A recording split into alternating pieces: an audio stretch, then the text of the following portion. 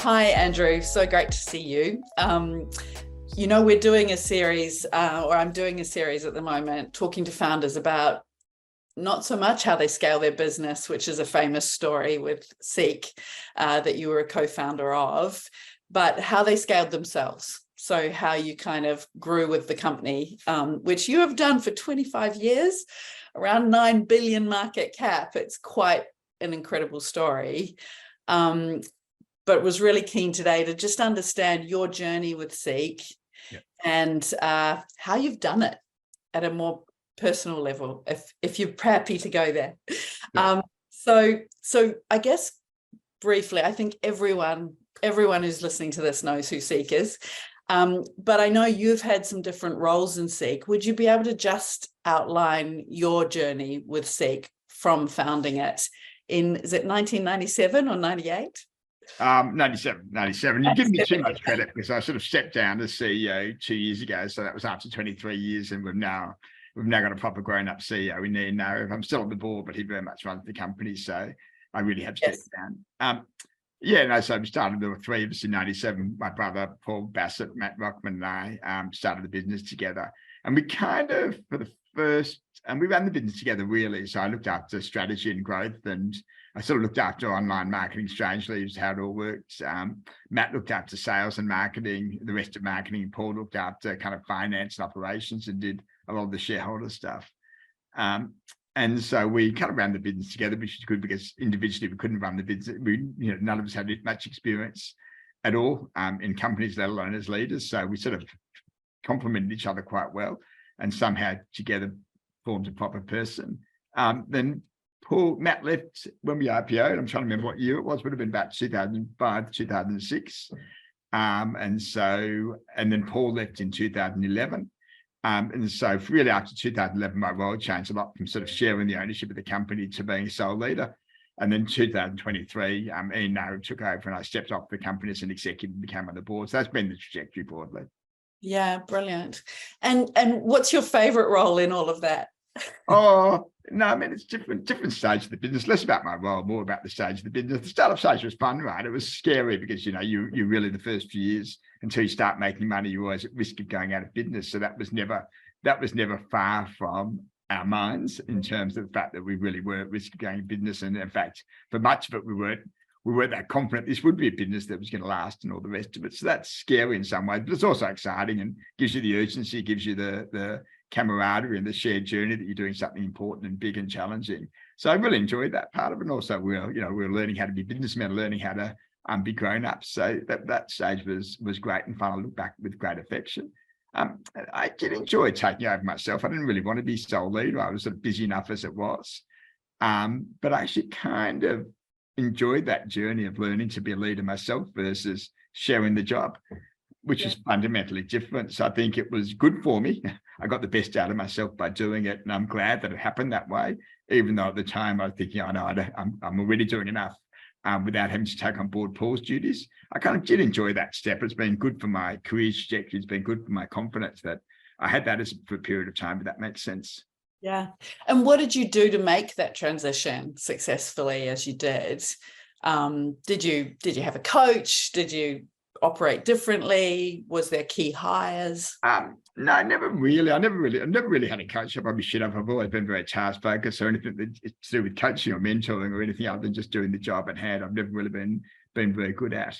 For me, it probably just the way I am. It probably just got the most out of me because I think if you've got somebody else there, if you've got excuses, you tend to take them, if that makes sense. If someone's looking after that or things aren't going well, you've always got the crutch of saying that's somebody else's business. And I've given him the feedback and I've said my piece, but I can't do any more.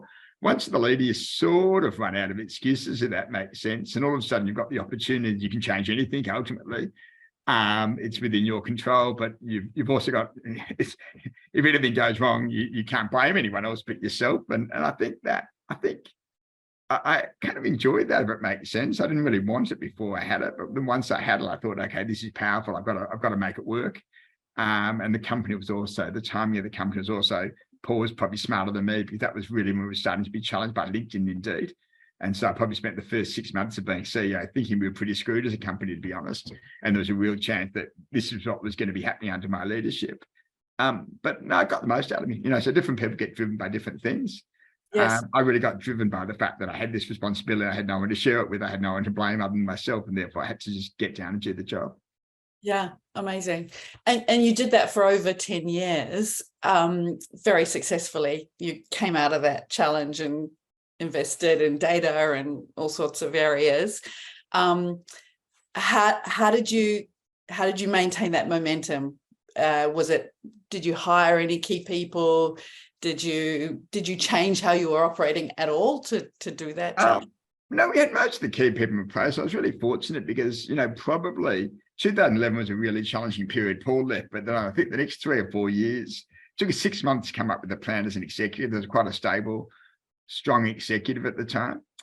And it took us 6 months to come up with a plan of going forward. And it was a pretty ambitious plan. It was really to push forward and to invest really, not to back off at all from the battle, but to invest really aggressively in that battle, to link into to get out of education, but to really invest, double down on markets like China and Southeast Asia, so we'd have enough to control to make sure they were winning their battles, even though they're risking everything else. And the exec really resolved to stay together for this part. And so I was lucky that we had that stable team, people like Marco Lachinsky, who ran a big part of the business, Simon Lusted, a bunch of others, Jason Langer, and all those guys committed to, okay, the next few years are going to be challenging. We're going to work together. We're going to make it happen. We really did quite massively outperform what we'd hoped to for those 3 or 4 years. So in some ways, it was probably the most powerful few years I had at the business. And then from there, it all got easier. But I think we learned from that period, never get complacent again. You've always got to be pushing forward. You've always got to be challenging yourself, because there's no doubt in the period leading up to 2011, there was a great sense of complacency. So really, I was fortunate to have a strong team around me to battle through what was a tough period. Yeah, amazing. Real teamwork. Hold hands and push. Yeah, there was a bit of that. There's a bit of that, to be honest. I couldn't be quite as I couldn't, even with the exec team, I couldn't be quite as honest about the nervousness I felt about the size of the challenge. So that made sense. I'd be the guy coming in and saying, we've got this, guys. And then I'd go home and say, shit, I'm not sure if we've got it, but that was, but broadly, I had a really strong executive team. Yeah, yeah. When you have that, when you go home and go, oh, I'm worried, actually. Who do you talk to? How do you what goes on in your head? I'm fortunate that I wear the big stuff better than I wear the little stuff. So I get really bothered by little stuff, as anyone who knows me will attest. And the big stuff, I'm kind of quite calm and sensible about. So I probably didn't worry too much about the big stuff. I let all the little stuff that was happening at the time, good or bad, predominate. But I was okay with it. I felt, particularly once we knew what the battle was, and we really decided to invest. I think over a 3-year period, we probably multiplied by about 8 or 10 our investment in product and tech. When we really needed to go from being bad at that to being good, and did a bunch of other things. Once I knew the plan, it felt really good. It's ambitious, but we know what we need to do. The harder period was the uncertainty. I'm not sure which direction we go. I'm not sure how we deal with this. That was the hardest 6 months for sure. Yeah, amazing. So 2 years ago, you handed the leadership on to Ian. How did you decide to do that? What look, it was always on my mind. The test for me was always on my. I think I promised my wife originally this was 3 years of death or glory, and so 23 years later, I'm still doing it. It's kind of time to hand over to someone else. It's always been on my mind that the company. What you wanted for the company is that it thrived beyond the founders, and I was the last of the founders. So probably for 6-7 years before I handed over to Ian, it was very much on my mind that at the right time I should find someone to take this business forward. The test for me was that I would actually want to hold on to most of my shares, not have to, but want to hold on to most of my shares, because I believed in the company and I believed in the person who was taking over. Not that I was handing over knowing that this was going to happen. That was a hard test, both in terms of the capability of the person, but also in terms of the company being in a spot we was likely to move forward at various times. We had the sorts of challenges. So I didn't want to leave with a big challenge in front of us that was difficult, if that made sense. So, but it was on my mind, I should find someone else. And then Ian was just so perfect. So there was 1 or 2 other people I spoke to on the way forward, but Ian was so perfect. And the fact that he was not only highly competent to being a CEO before, Australia's largest company. And if you look in retrospect at CBA's results were yesterday, Ian set that business up beautifully for success. Met some troubles at the end that I really genuinely believed were not of Ian's making, but he was held accountable. He was perfect, right? And so we worked together for 2 years without any certainty he'd be the successor. And it couldn't have gone better. It was always more of a partnership than him working for me.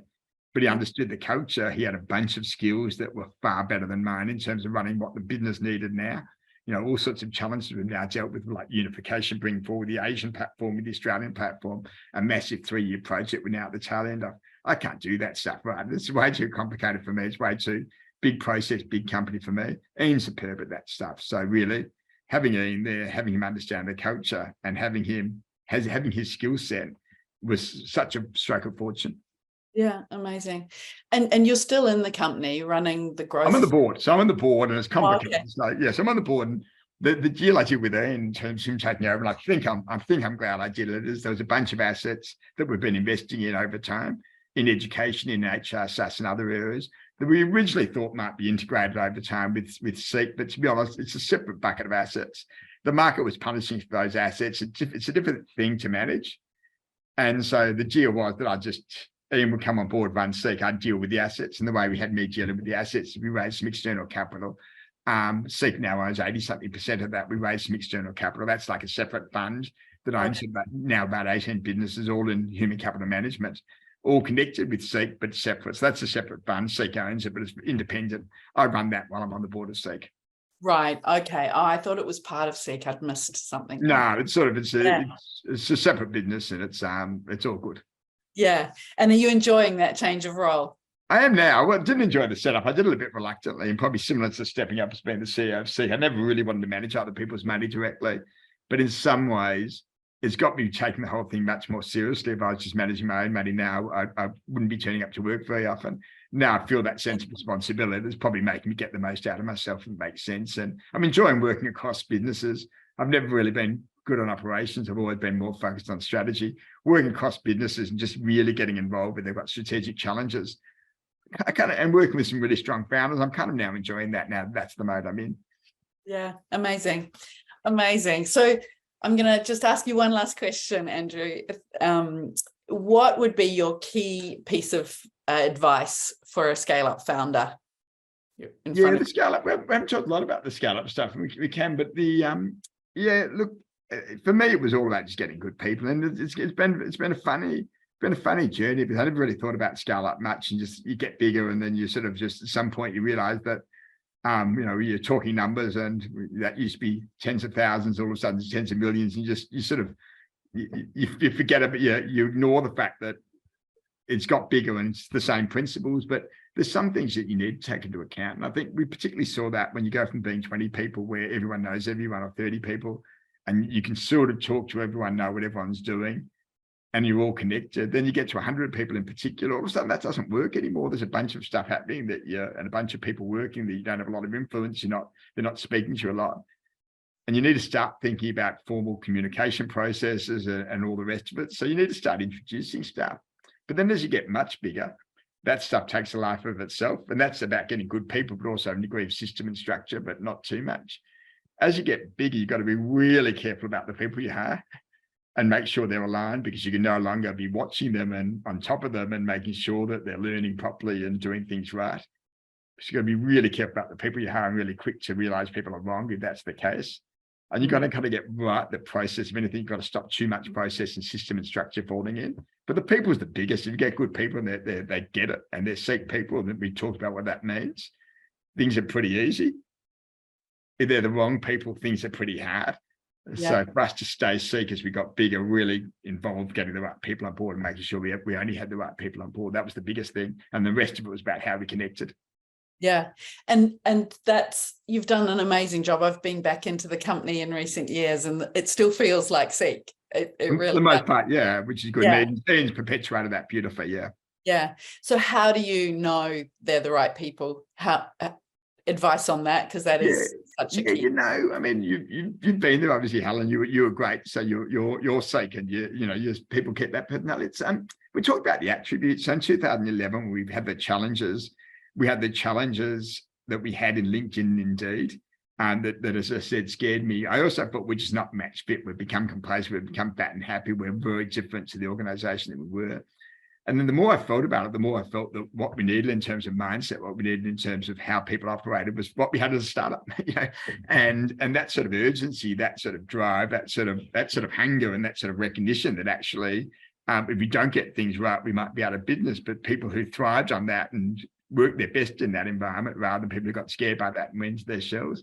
So we sort of almost retrofitted when we started talking about the attributes of people we want. The best of the people that we had sort of retrofitted their attributes, and then we came up with a list, and I hope I remember it right, both in terms of attributes and behaviours that sort of defined us. And I think we still talk about that. They've still got a document which this is secret, still defines it. So there are personality traits that we look for, and the number one on that was passion. I wanted to only have one, and then I was reminded of all the people who had really good passion, but really bad judgment or decision making, for example, in particular, and therefore weren't that effective. But passion was number one for me, and that's passion. People who really give a shit. You can work with everything else, but if people don't really care, you can't work with them. Mostly people at Seek really care about the company, really care about the job seekers we're trying to help, really care about the company we're trying to help. The best people you would recall care about these things, and you can't manufacture that.